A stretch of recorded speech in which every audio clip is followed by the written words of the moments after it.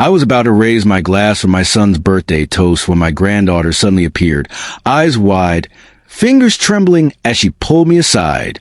"Grandpa, leave right now." Don't ask why. I thought she was being dramatic, until I realized she had just stopped me from stepping into something far darker than I could have imagined. And before I walk you through everything, do me one small favor. Subscribe to the channel and tell me in the comments where you're watching from, so this story reaches more people who need to hear it. My name is Leonard Hale, and I've spent the last 40 years building a construction business from the ground up in Cedar Ridge, a quiet Oregon town where a handshake still means something. My wife passed nearly a decade ago, and since then my home has been the only place untouched by chaos, until recently. My son, Darren, once the pride of my life, slowly became a man who confused ambition with entitlement, effort with shortcuts, and opportunity with greed. His wife, Aria, matched him stride for stride. Elegant, calculating, always wanted the finer things he could never afford. Their daughter, my granddaughter Mara, was the lone bright spot in their household. A few days before the birthday party, Darren stormed into my home without knocking, something he did often whenever he needed money. I was sitting in my study reading the evening paper when the door flew open. "Dad, you have to listen," he said, pacing already, his confidence looking as stretched as the truth he was about to tell. "This is it, the opportunity that changes everything." I took off my reading glasses, folded them neatly, and set the paper aside. "Good evening to you too, son. Now, what couldn't wait for hello?" He gave me a pitch about a real estate syndicate in Atlanta, guaranteed returns, inside access, minimal risk. The same kind of pitch he delivered dozens of times over the years. Each time it ended in disaster. Miami condos that never materialized, cryptocurrency rigs that never shipped, a gourmet food truck run by a partner who vanished overnight. I didn't interrupt him. Instead, I walked quietly to my filing cabinet, pulled out a thick manila folder labeled Darren, Investments, and spread a decade's worth of documentation across the coffee table. "Guaranteed," I repeated calmly. "Like these were." He stared at the papers, wire transfers, foreclosure notices, bankruptcy filings, and the confidence drained from his face. "You never trust me," he snapped. "Every time I try to build something, you sabotage it with your negativity." I didn't argue. I simply showed him another page. His promise to repay me $30,000 from a food truck venture that collapsed in less than 3 months. He grabbed his jacket angrily. "Fine. When I make millions without your help, don't come begging for a piece." He stormed out, tires screeching down my driveway. The anger in his taillights matched the frustration burning in my chest. But beneath it all was a deeper ache. A father realizing his son no longer saw him as family, only as a bank. The next morning, I stepped outside with a grocery list in hand, and froze. My silver Honda sat crooked, nearly sagging onto the driveway. All 4 tires were flat, not deflated, punctured. Each tire had a precise hole near the sidewall, the kind someone makes intentionally and quietly. My gut tightened. I called Darren. "Dad? What's wrong?" he answered, voice thick with sleep. "All 4 of my tires were punctured last night," I said slowly. "Did you see anything strange when you left?" A too long pause. "Dad, that's awful. Must have been some neighborhood kids. Spring break, you know?" He sounded polished, rehearsed. But his tone didn't matter. Results did. And the mechanic later confirmed what I already knew. It was deliberate, methodical damage. Still, I said nothing. Not yet. That afternoon, Darren called again, this time cheerful, overly cheerful. "Dad, tomorrow's my birthday. Aria's cooked up something special. Mara will be there. You have to come." Mara, if she wanted me there, I'd go. The next evening, I arrived in Westlake, where Darren and Aria lived. Their house looked transformed. New furniture, a chandelier I didn't recognize, expensive catering spread across their kitchen island, imported wines lined neatly beside polished glasses. Darren couldn't afford any of this on his salary. Aria had been complaining for months about money being tight. Yet here they were, presenting a celebration that would cost most people a month's salary.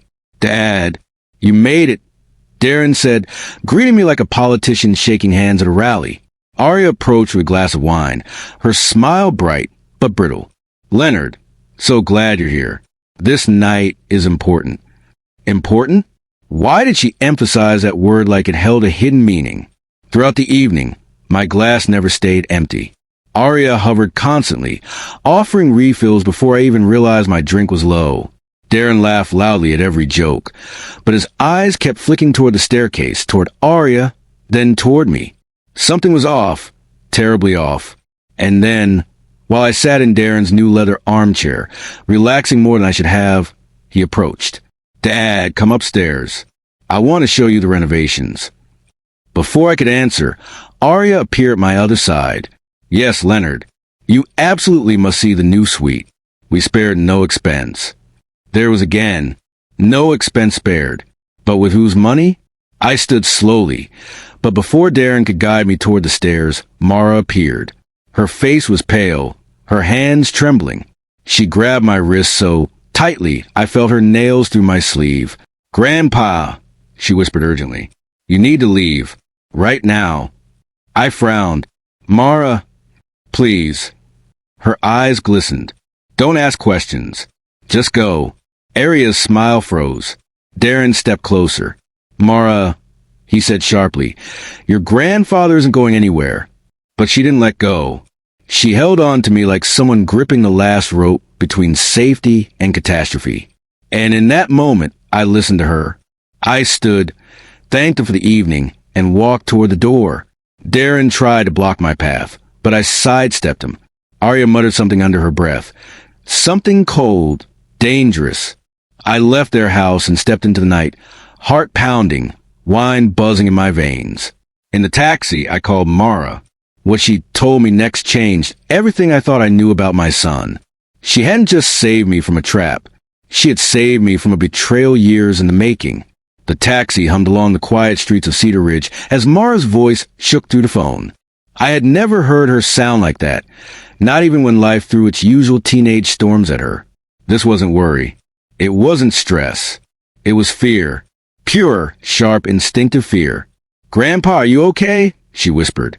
I'm on my way home, I said, trying to keep my voice steady. Now tell me what you saw. I didn't see it all, she said quickly, but I heard them. Last night, Mom and Dad. They were talking about tonight. She inhaled shakily.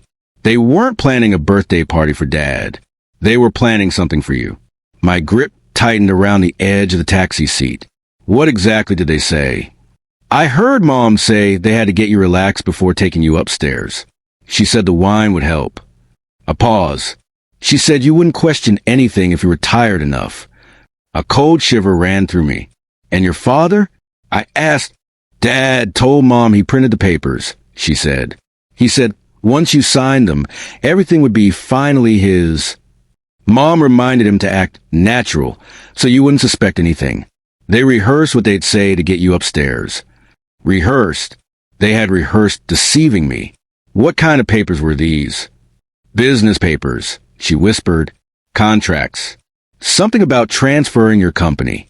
I didn't understand all of it, but I heard Mom say this was the cleanest way to take over. My throat tightened. Take over? I repeated.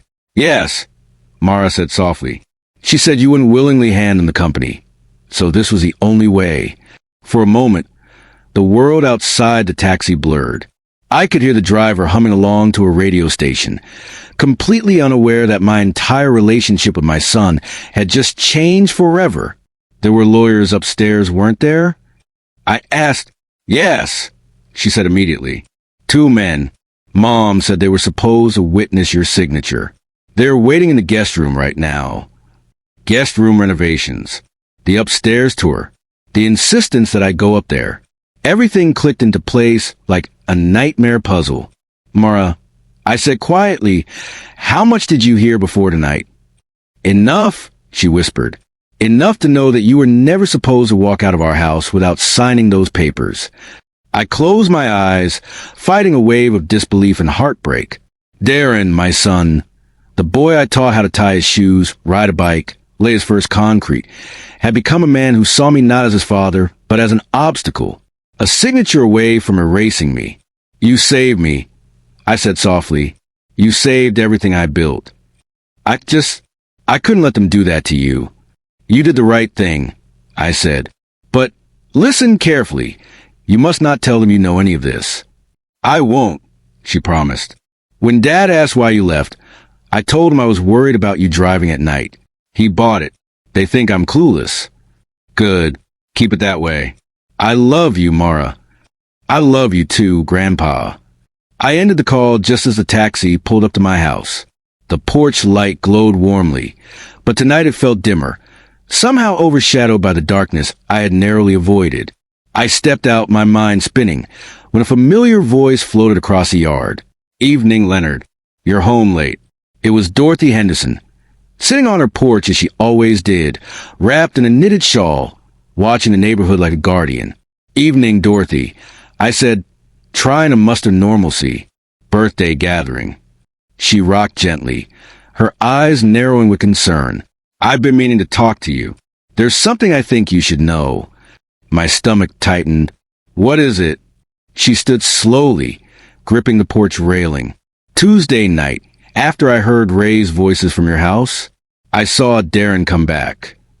A hollow ache spread inside me. Come back? Doing what? She stepped closer. He walked around your Honda.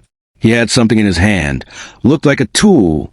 Then he knelt by each tire, one by one. My breath left my body in a sharp exhale. Punctured tires. 4 of them. Same angle. Same method. Same night as our argument. Dorothy, are you absolutely sure it was Darren? She nodded. Leonard, I've known that boy since he was in grade school. It was him. He didn't see me sitting out here. I keep the porch lights low. I didn't want to meddle, but seeing you come home in a taxi, she sighed. Well, I couldn't stay quiet. A storm churned inside me. Rage, grief, betrayal.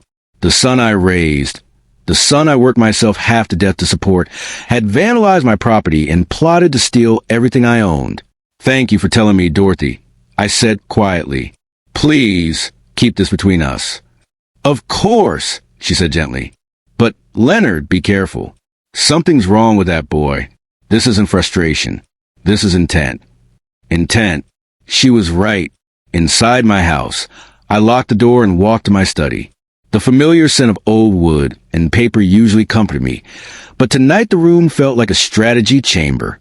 I sat heavily at my desk, staring at the framed photo of Darren as a child, the innocent grin, the tiny hands clutching a toy hammer. When had that little boy turned into someone capable of this? I opened my filing cabinet and pulled out the folders documenting Darren's financial disasters. Every one of them a warning sign I ignored. Miami, the cryptocurrency scam, the food truck fraud, and now this. Not desperation, not poor judgment, a pattern, deliberate, calculated, dangerous. My phone buzzed repeatedly. Darren.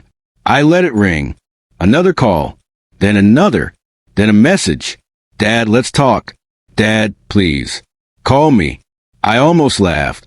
After everything he'd plotted, he wanted to talk? No. This time, I wasn't reacting as a father. I was reacting as a man who'd built something from nothing and had nearly been robbed of it. He punctured my tires. He tried to incapacitate me with alcohol. He hid lawyers upstairs. He prepared documents to strip me of my company. He manipulated the entire evening. But he made one enormous mistake. He forgot who I am. I am Leonard Hale. I built Hale contracting with my hands, my sweat, and my principles. And I don't lose battles, not to strangers, and certainly not to my own son. As I sat there in the dim glow of my desk lamp, a plan began to form. Not revenge, accountability. Darren wanted to declare war. Fine. He was about to learn that I didn't survive 40 years in business by being naive. I leaned back, whispered to myself, You picked the wrong man to betray, son. Morning arrived gray and heavy, as if the sky itself anticipated the storm gathering inside me. I hadn't slept. My mind replayed every detail the night before, every word Mara whispered, every image of Darren guided me toward the staircase like a lamb to slaughter. The house felt different now. Not quieter, hollower, a place still standing only because I refused to crumble. At sunrise, I brewed coffee and sat at the kitchen table with a legal pad. Not a father now, but a strategist. Years of running Hale contracting had taught me how to plan, how to defend, how to dismantle threats piece by piece. And that's exactly what Darren had become. A threat. I stare at the blank page before writing 2 words at the top. Phase 1. I wasn't going to confront him emotionally. Not yet. Emotional people make mistakes. Smart people make plans. I walked to my study and pulled out the thick folders chronicling Darren's failed ventures. Each folder a monument to his recklessness and entitlement. But this time, they weren't reminders, they were evidence. The Miami condo scam, the cryptocurrency mining fraud, the food truck venture with a partner who turned out to be an embezzler. Every project Darren had dragged investors into, using my reputation as his credibility, had ended in financial ruin for someone, and all of it was documented, notarized, time-stamped. I sorted the documents into stacks. Marcus Langley, $22,000 loss in Miami. David Rourke, $38,000 in the crypto scam. Jennifer Walsh, $19,500 in the food truck fiasco. 3 people, 3 business figures in Cedar Ridge with long memories, strong networks, and reputations built on integrity. Darren thought he could steal my company? He forgot the golden rule of business. Your reputation is worth more than your bank account, and he had destroyed his. I drafted 3 professional, anonymous letters. This information is provided for your review regarding the investment history of Darren Hale. Please examine the enclosed documents and draw your own conclusions. Simple, neutral, but devastating. I added copies of contracts, emails showing Darren knew risks he hid, bank transfers, text messages where he overpromised outrageous returns. Truth. Cold, plain, undeniable truth. By noon, I had sealed the envelopes. I called a courier service that specialized in anonymous deliveries. Cash paid, no questions asked.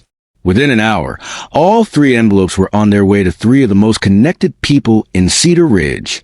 By Monday morning, the town's business community would know that investing with Darren Hale was financial suicide. And that was only phase 1. My phone buzzed again. Darren. I didn't answer. He left a voicemail. Dad, I don't know why you left last night. Aria feels terrible. I feel terrible. We just want to talk. Call me back. He had no idea what I knew. No idea how close he came to succeeding. No idea how close he was to losing everything he'd ever taken for granted. He called again 2 hours later. Dad, come on. Don't be like this. Let's meet. There's a lot going on. I can explain. Explain? Explain puncture my tires? Explain hiring lawyers to ambush me? Explain rehearsing how to deceive me? Explain how my own son became the kind of man who sees his father's hard work as a shortcut to his own wealth? I let the call go to voicemail. After the courier confirmed the deliveries were complete, I turned back to my legal pad. Phase 2. Aria. Cold, articulate, elegant Aria.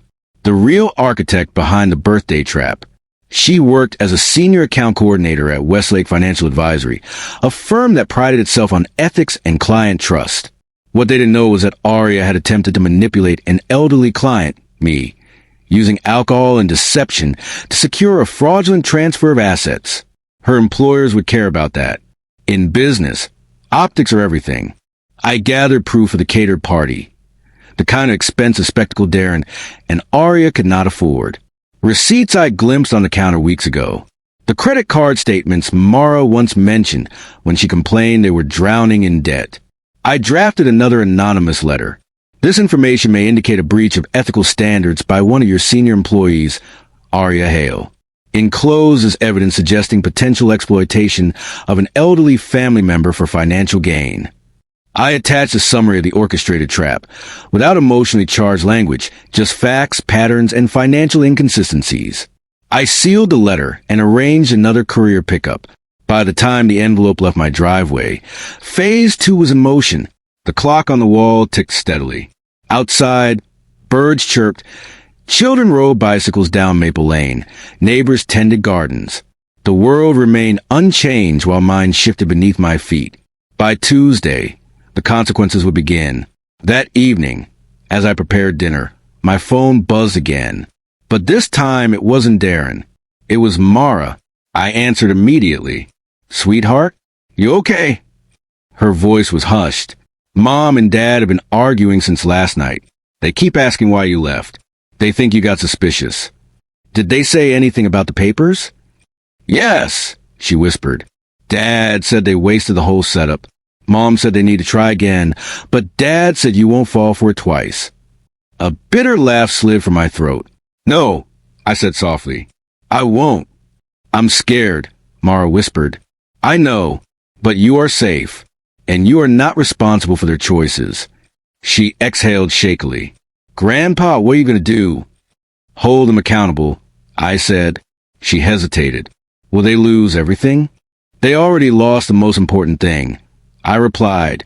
"My trust." After we hung up, I stood quietly in my kitchen, staring at the cutting board, the vegetables, the knife in my hand.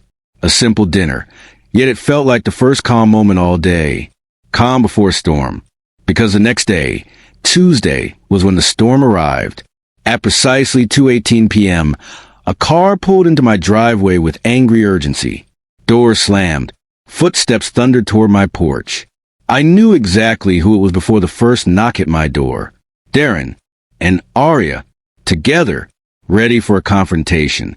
I set down my kitchen towel, walked slowly to the door, and opened it. They stood side by side, faces pale yet burning with fury. Darren's jaw clenched, Arya's eyes sharp enough to cut glass. "We need to talk," Darren said. "Now," Arya added. Not a greeting, not an apology, a demand. I stepped back, letting them in, watching the storm enter my home. They didn't know it yet, but they weren't here to confront me. They were here to face everything they'd set in motion, and the truth they feared most. Darren and Arya stepped into my living room as if they owned the place. Shoulders stiff, movements clipped, eyes darting around like cornered animals looking for an exit they could control. I closed the door behind them slowly, deliberately. Darren didn't sit. He stayed standing in the center of the room, fists clenched at his sides. Arya stood beside him, arms folded, chin lifted in a display of confidence that was already starting to crack. "You've done something," Darren said without preamble. "Something big, and we know it." "Oh," I replied mildly. "What do you think I've done?" "Cut the act," Arya snapped. 3 of Darren's former investors received packets, detailed packets, with documents that came from you. Her eyes narrowed, sharp and cold. "And my employer received an anonymous complaint. Very thorough, very damaging." I kept my voice calm. "You sound very certain the materials came from me. Don't you dare insult us." Darren exploded. "Dad, who else has all that paperwork? Who else knows everything I invested in? Who else has a reason to try to ruin us?" "Ruin you?" I raised an eyebrow. "You attempted to coerce me, your father, into signing over my company while intoxicated. You hired lawyers to wait upstairs at your birthday party. You vandalized my car. If anyone has done the ruining here, it wasn't me." Darren's face drained of color, then flushed again with anger. "I didn't vandalize anything," he muttered. But his eyes flickered, guilt or fear, or the sudden realization that lies work only when the other person doesn't know the truth. I leaned forward slightly. "Dorothy Henderson saw you, Darren." Arya stiffened. Darren blinked rapidly. "Saw me what?" "Walking around my car, kneeling beside each tire, punching holes in them with nails. Immediately after you left my house in anger." His mouth opened, then shut again. For the first time, he had nothing to say. Arya looked at him sharply. "You told me you didn't do anything." Darren swallowed, throat bobbing. Arya, look. That's not the point right now." Her voice rose. "Oh, it's absolutely the point. Their partnership, built on ambition, greed, and shared schemes, fractured right before my eyes. But I remained still, calm, controlled. "Sit down," I said. They sat. Darren slumped into the couch as though the cushions might swallow him whole. Arya perched on the edge, rigid, calculating how to salvage the situation. I took my seat in my leather armchair, the place where this whole conflict had begun. "You want to talk?" I said. So talk. Darren rubbed his face. Dad, you blindsided me. I mean, Marcus called me this morning. David emailed. Jennifer left me a voicemail. I didn't even know how to answer. Did you lie to them? I asked. No, he barked. Then softer. Not exactly. Exactly, I corrected. He slumped lower. These people, he continued, they were part of my network. My last chance to get things moving again. You destroyed that. I didn't destroy anything, I said. You did. Arya crossed her legs carefully, regaining her composure. Leonard, listen. What happened at the party? What almost happened?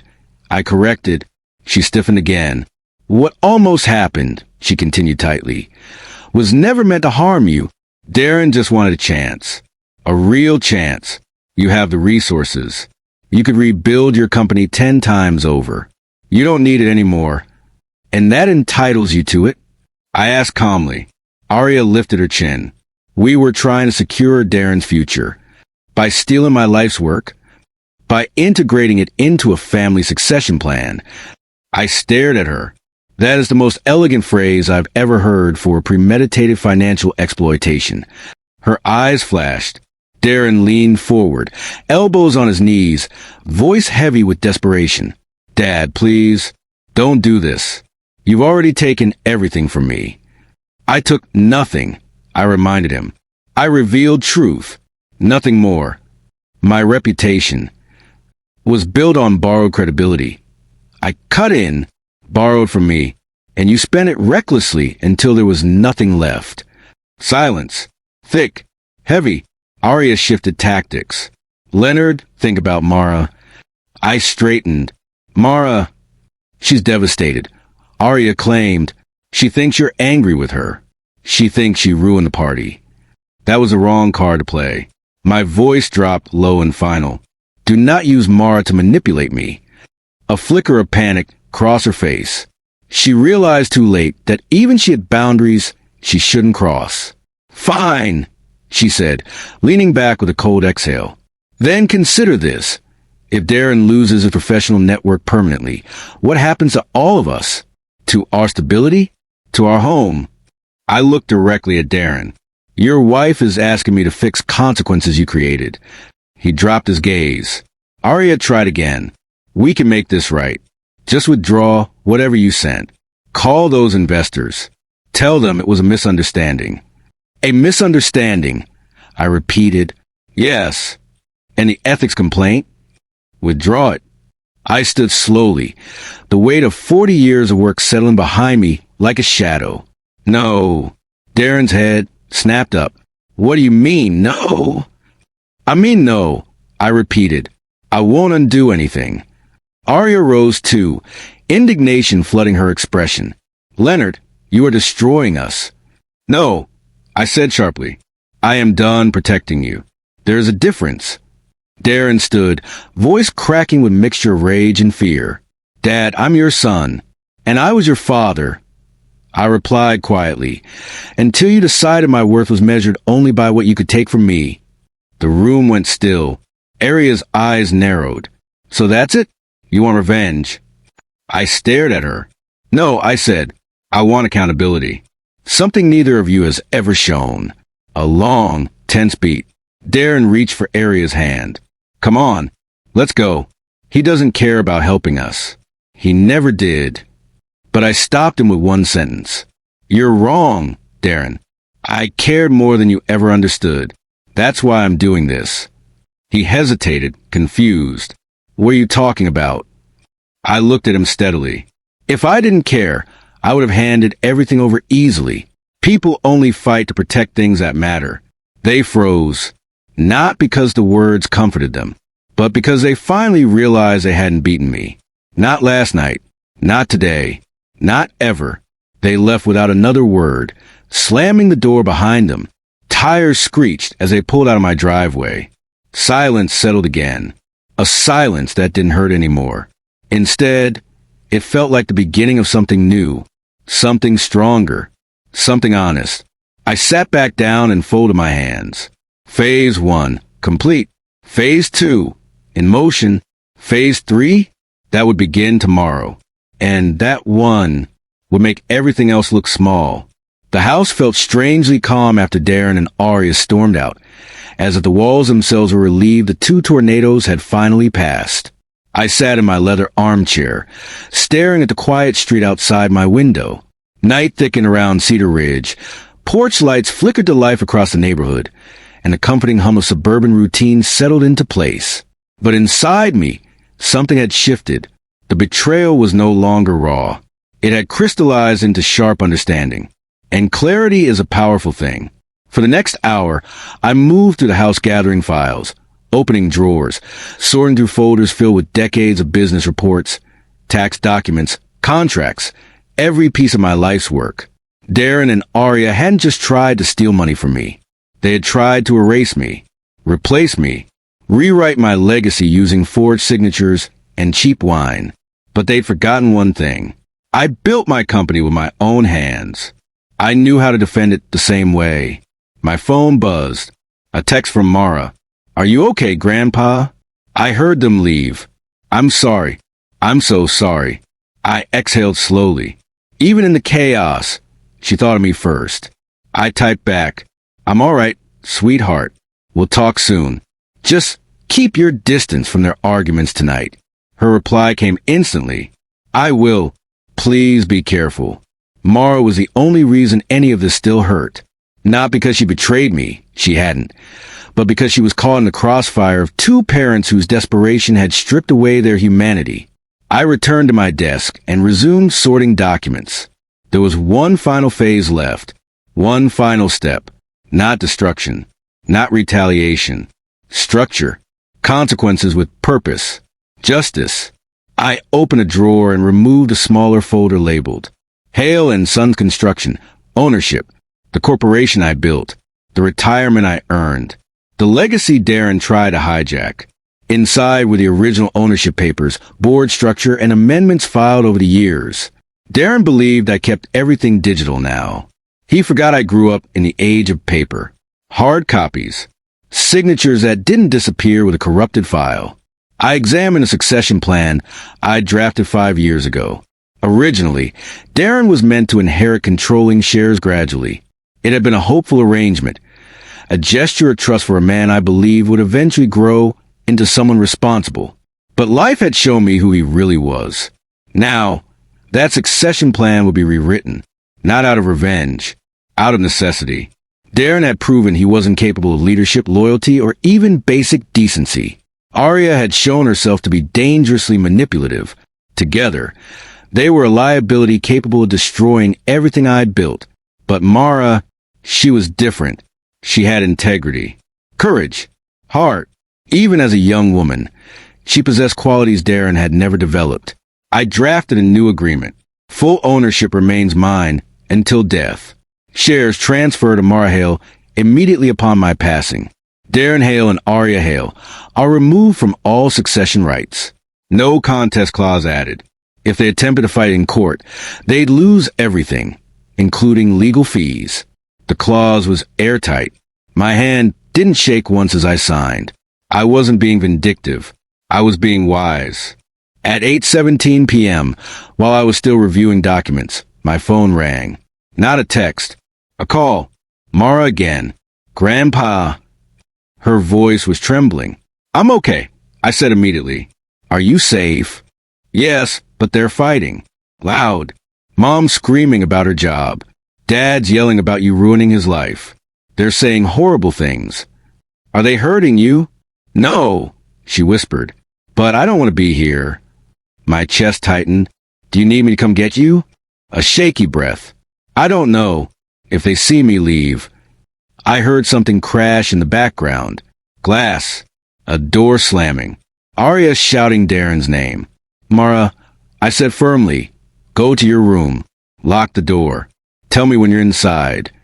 "Okay." I waited, listening to the muffled chaos behind her until finally, "Okay, I'm in my room." "Good. Stay there tonight. Do not intervene. Tomorrow morning, I'll pick you up. We'll go to breakfast and talk."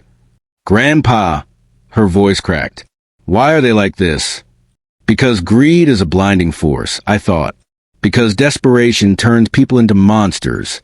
Because they forgot what mattered. But I didn't say any of that. Instead, I said gently, because they lost sight of what's important. But you haven't. Silence. Then, I love you. I love you too, Mara. When we ended the call, I sat with the quiet for a long time. Then I closed her succession file and placed it gently inside my safe. At 9:30 p.m., headlights swept across my front yard. A car door slammed. Heavy footsteps approached my porch. Darren again. I didn't move. The knocking started, hard, frantic, unhinged. Dad, open the damn door. We're not done talking. He pounded harder. Something rattled on the porch. Maybe the bench, maybe the lantern hanging beside the door. I remained seated in my study. Dad, I know you're in there. A pause. Then his voice softened, dripping with false remorse. Come on, Dad. Please. We can fix this. Just talk to me. I didn't answer. He didn't deserve my voice. Seconds later, the pounding returned, louder than before. You think you can do this to me? To us? You think you can embarrass me? Ruin my career? You're going to regret this. He shouted for another 2 minutes. Then his footsteps retreated. A car engine rumbled to life.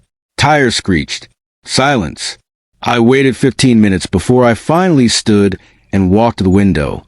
The street was empty again, calm and undisturbed. Cedar Ridge always returned to its quiet rhythm. But the war he tried to start? That rhythm would never be the same. I turned off the lights, closed the blinds, and locked the door. Phase 3 was now fully operational, and Darren had no idea how much further things would go. Part of me mourned the boy I once knew, but the man he had become, he had forced my hand. This wasn't vengeance.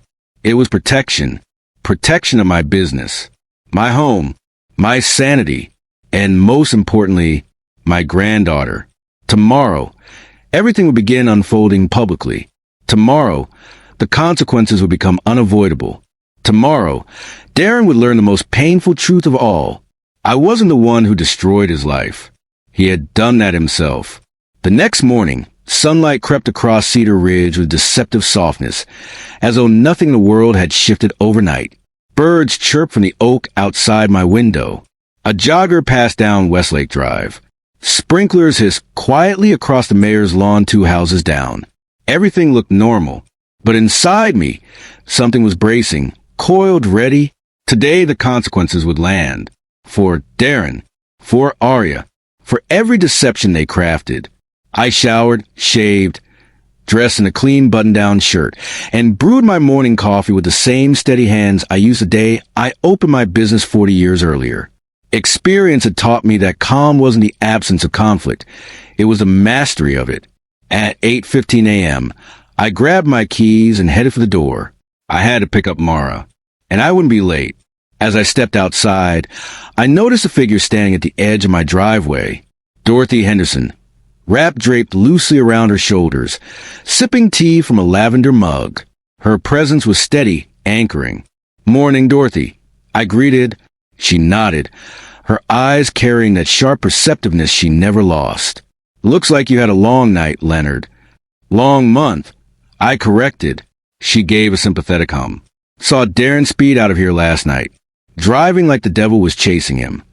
"He might have been," I said quietly. Dorothy stepped a bit closer.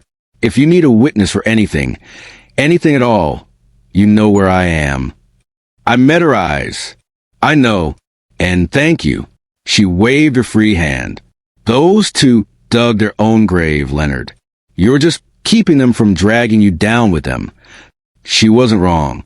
I got into my truck, started the engine, and pulled away from my driveway. As I passed Dorothy's porch, she raised her mug in a silent salute. I nodded back. A 10-minute drive brought me to Darren and Aria's house. A contemporary build that looked beautiful from the outside and miserable from the inside. I'd helped Darren with the down payment once, long ago, when I still believed help could change him. When I believed he deserved it. Mara stood on the curb, backpack slung over one shoulder, hood pulled up. Her eyes were tired. She looked like she hadn't slept at all. She got in the truck and buckled her seatbelt without a word. You all right? I asked gently. She stared straight ahead. I will be. Just drive. I pulled away slowly. When we reached the corner, she finally exhaled. They fought until almost 2 in the morning, she said, voice trembling. Mom blamed Dad for everything.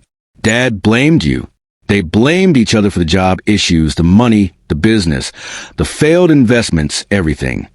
And you? I asked. They blamed me too, she whispered. Dad said I ruined everything by telling you to leave. A cold anger stirred in my chest. You saved me. I know. Her voice cracked. But they don't care. Mom said they could have fixed everything if I hadn't panicked like a stupid child. It took everything in me not to turn the truck around, drag Darren outside, and remind him what a father should look like.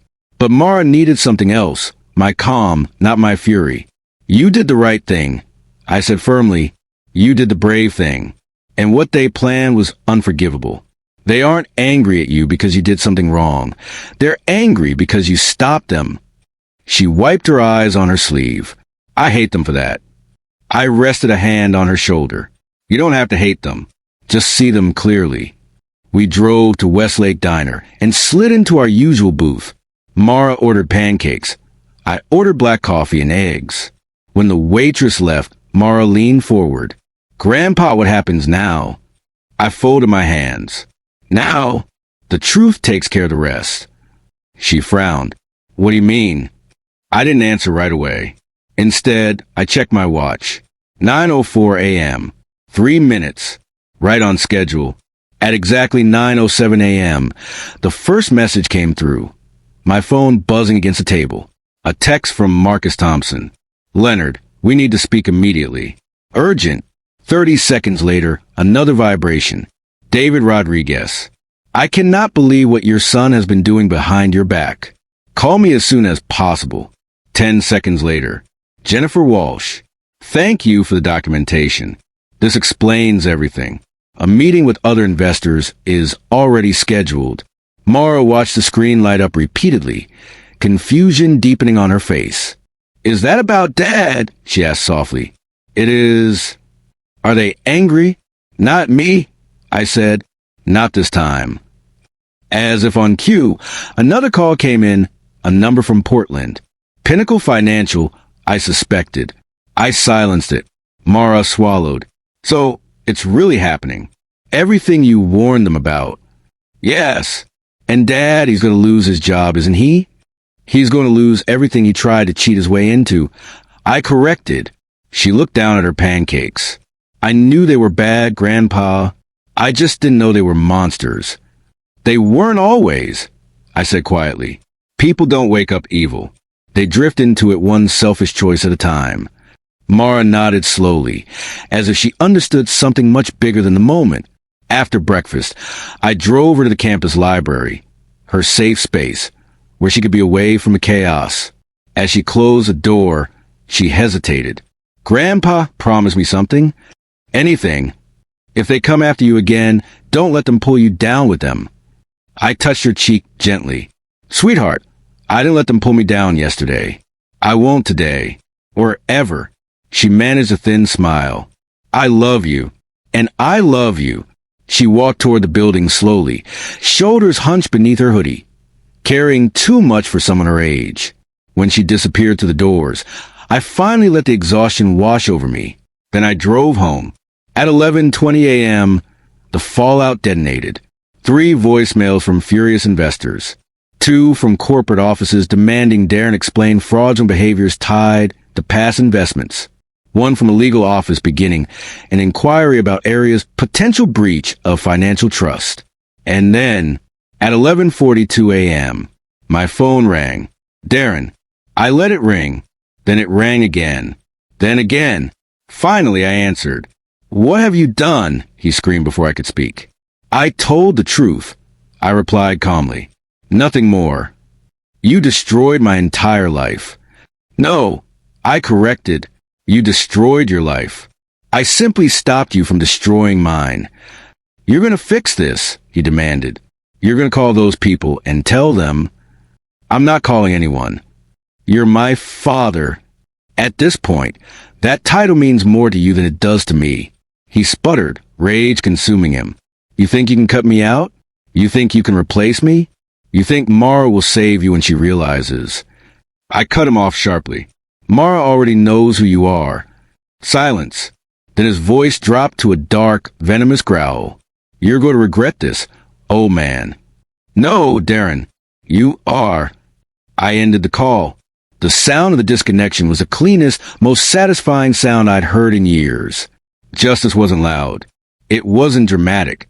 It was quiet, methodical. I stood in my living room, sunlight pouring through the windows, and realized the worst was behind me. But the final phase, the final truth, that was still coming. And Darren was not prepared. The rest of the afternoon passed in a quiet that felt deceptive, like the stillness before a storm. I spent most of it cataloging documents, organizing files, and preparing for what I knew would come next. Darren spiraling, Arya retaliating, and both of them desperately clawing for anything they could still control. By 4 p.m., I'd received 11 missed calls from Darren, from Arya, and 2 from unknown numbers I suspected were their lawyers. I ignored them all. At 4:40 p.m., I stepped outside to bring the mail, and the calm spring air of Cedar Ridge greeted me like an old, steady friend. Birds hopped along the fence. A few children rode bikes on the opposite sidewalk. Everything about it felt normal, comfortingly normal. Then a familiar voice called from across the yard. Leonard. Dorothy Henderson waved from her porch, setting down her watering can.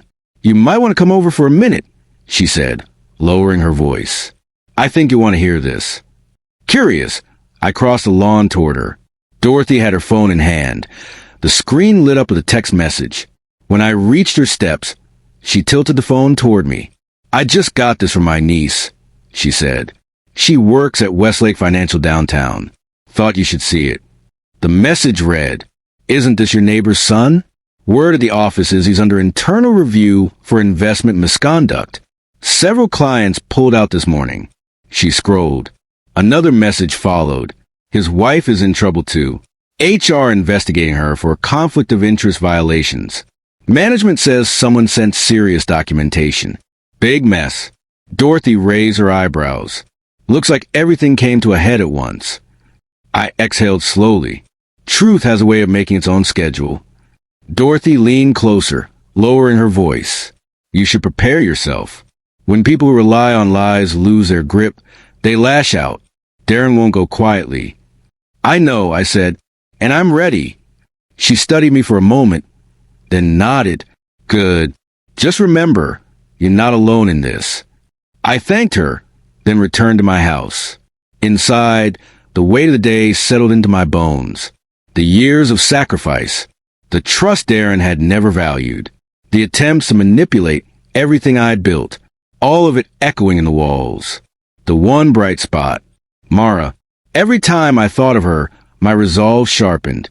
At 6:12 p.m., another call came from Darren. My jaw tightened.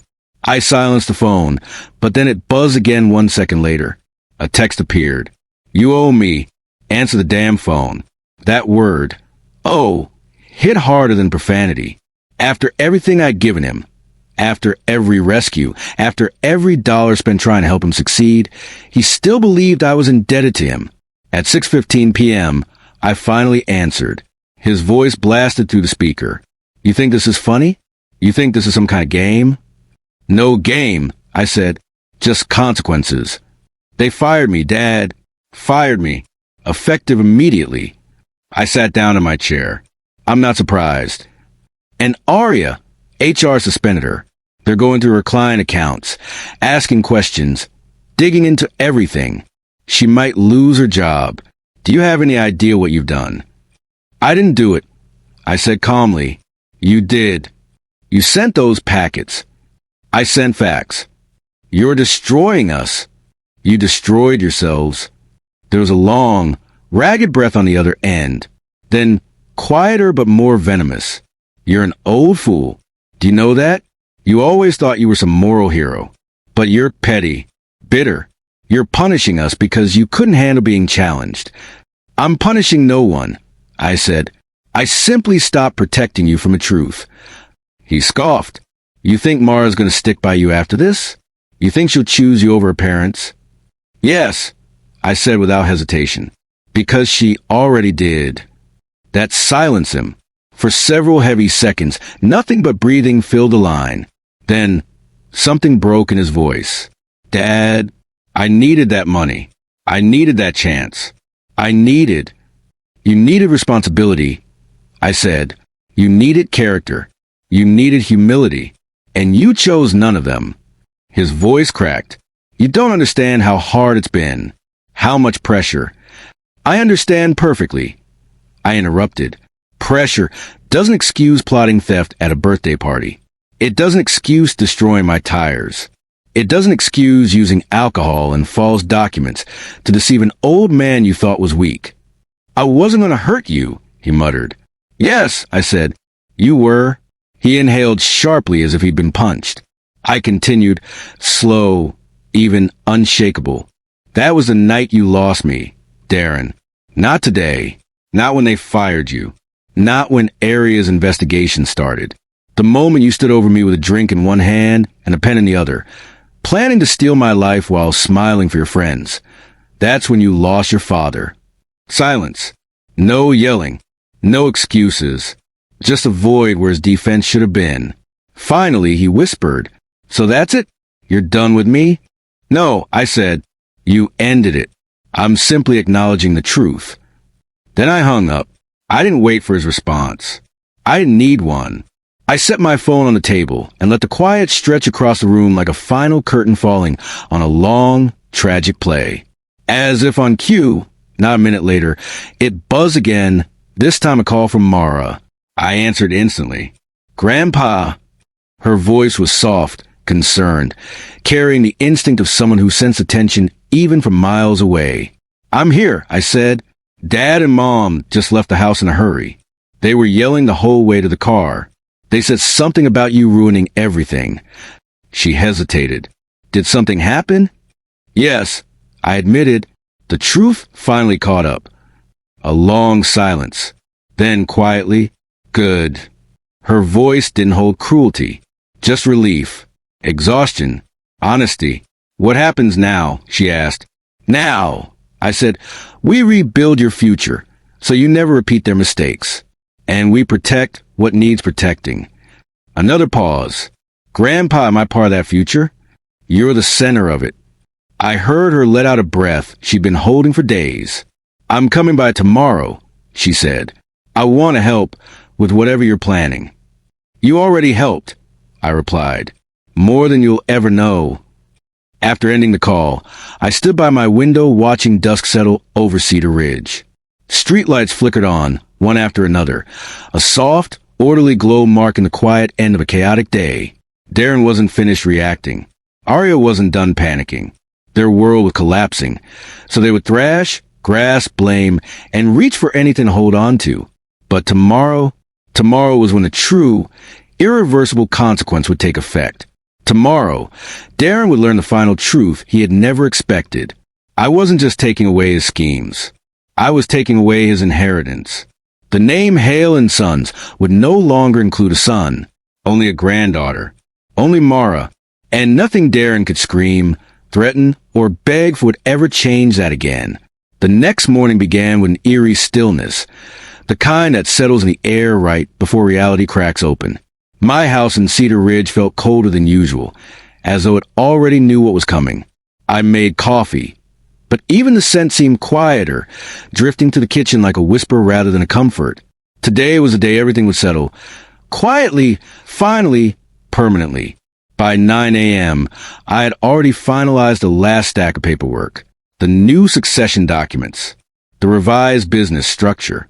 The legal protections ensuring Darren and Aria could never touch Hale and Sons construction again. Not a signature, not a dollar, not a seat, not a piece of property. Everything now rested calmly inside my safe. The doorbell rang at 9:14 a.m. Not knocking, not pounding. The bell, which meant Darren wasn't alone. Only Aria ever used the doorbell. I took a slow breath and opened the door. There they were, standing side by side, though their unity looked strained, brittle, ready to fracture at the slightest touch. Arya was composed in the way people are when their world is crumbling, but they're too proud to show it. Her hair was immaculate, her blazer pressed, but her eyes were sharp with desperation. Darren looked worse. His eyes were bloodshot, his shoulders hunched, his shirt wrinkled as though he hadn't slept at all. He hadn't. "Leonard," Arya began, her voice tight, formal, almost shaking beneath its polished veneer. "We need to discuss the situation." "No," I said. "You need to accept it." She blinked, thrown off. "Excuse me. You came here to negotiate," I said calmly. "There is nothing left to negotiate." Darren stepped forward, voice cracking. "Dad, please. Just hear us out." I looked at him. The man I'd raised, fed, housed, supported, rescued more times than I could count. "Fine," I said. 2 minutes. Arya inhaled sharply, then launched into her speech like she'd rehearsed it all morning. "You have to withdraw the complaint," she said. "If Pinnacle Financial terminates me, we lose our insurance, our mortgage flexibility, our credit standing, everything." "That is unfortunate," I replied. "And you must contact the investors," she pressed. "Tell them the documents were misunderstood or incomplete. Clarify that Darren acted on good faith." "I won't." She blinked rapidly. "Leonard, this isn't just about us. This affects Mara. Without my income and Darren's career, we can't." "Stop there," I said, lifting a hand. "You don't get to weaponize Mara. Not today. Not ever again." Arya's mouth snapped shut. Darren stepped forward, voice thick with fear and exhaustion. "Dad, I messed up. I did. I know I did. But you can't erase me from your life. You can't." "I didn't erase you," I said quietly. "You erased yourself." His face tightened, as though the words physically hurt. "You're my father," he whispered. "You're supposed to forgive me." "I forgave you the first 10 times," I said. "I forgave you when you lost investments. I forgave you when you lied about debts. I forgave you when you gambled the down payment I gave you. I forgave you when you partnered with a criminal and ignored every warning I gave you." He swallowed hard. "I even forgave you when you tried to extort me emotionally," I continued, "because I thought you might grow out of it someday. I let silence stretch, painfully, deliberately. But I will never forgive the night you tried to steal my life's work by tricking me into signing documents while drunk. That was the line you didn't just cross, you sprinted past." Darren's shoulders slumped. His lips parted as if he wanted to argue, but nothing came out. Arya exhaled sharply, her patience snapping like a brittle twig. "So what? That's it? You're going to destroy our entire future over one mistake." "One mistake," I repeated, eyebrow rising. "Is that what you call a coordinated fraud attempt involving lawyers, forged explanations, and alcohol manipulation?" Her jaw locked. "You're choosing to ruin us," she spat. "And why? Because you didn't get your way?" I raised my gaze to hers. "You spent years benefiting from my help," I said. "And when I finally stopped funding your mistakes, you tried to take what wasn't yours. You did this, Arya. You and Darren. Not me." She opened her mouth, but Darren touched her arm. "Arya," he murmured. "Stop. It's over." She jerked her arm away. "No, he can still fix this." "He won't," Darren whispered. For the first time, he sounded defeated. Not angry, not manipulative, not frantic. Just broken. "What do we do now?" he asked quietly, looking at me with a pleading expression he hadn't worn since he was a child apologizing for breaking a window with a baseball. "You accept the consequences," I said gently. "You rebuild. You learn something from this that doesn't involve shortcuts or schemes." He wiped his eyes, embarrassed. "And Mara, will you turn her against me?" I shook my head. "You did that yourself, and I won't interfere. The relationship she chooses to have with you will be based entirely on what you do from this point forward." Arya glared at me, fury simmering beneath her calm exterior. "You're cruel." "No," I said quietly. "I'm finished." That was the truth. I stepped back and gestured toward the driveway. "This conversation is over." Arya looked ready to unleash another storm of accusations, but Darren gently pulled her toward him. "It's done," he whispered. "Come on." "No," she muttered. "No, this isn't done." "Yes," he said. "It is." He turned toward the walkway, shoulders slumped, steps heavy. Arya hesitated, shooting one last venomous glare before following. When they reached their car, Darren paused, looking back, not with anger, with something closer to devastation. "I really lost you, didn't I?" he said softly. I met his gaze. "You lost yourself," I replied. He nodded slowly, painfully, as though the truth itself weighed down his spine. Then he got in the car. The engine started. They drove away. Silence fell over Cedar Ridge once more. A silence not filled with grief, but with release. I stood at the doorway for a long moment before stepping back inside. The house felt different, not empty, but restored. Peaceful again. The phone buzzed in my pocket. A message from Mara. "Are you okay?" I smiled, the first genuine smile in weeks. "Yes," I typed. "Everything is going to be all right now." Another message appeared. "I'm proud of you, Grandpa." I exhaled slowly. No inheritance mattered more than that.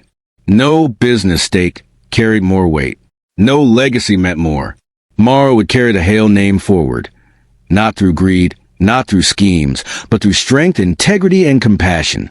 And for the first time, I knew, truly knew, my life's work was in the right hands. The storm had passed. Cedar Ridge was quiet again. And I, Leonard Hale, finally at peace. Thank you for listening. If you enjoyed my story, please like the video, subscribe, and comment where you're watching from. Your support means the world and helps new stories find new hearts.